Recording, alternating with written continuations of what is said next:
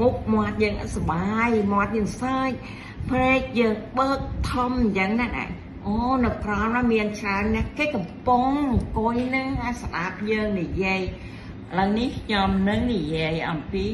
ជំនាញស្ដាប់នៅពេលយើងប្រស័យតាតុ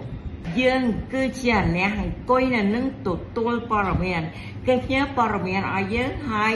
យើងងុកបើយើងកំពុង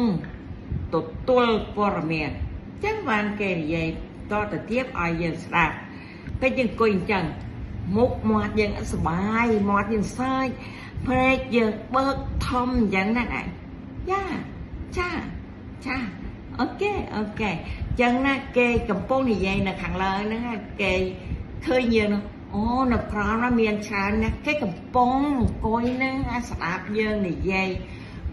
ឆ្ងៀមស្ងាត់អញ្ចឹងណាអូខេ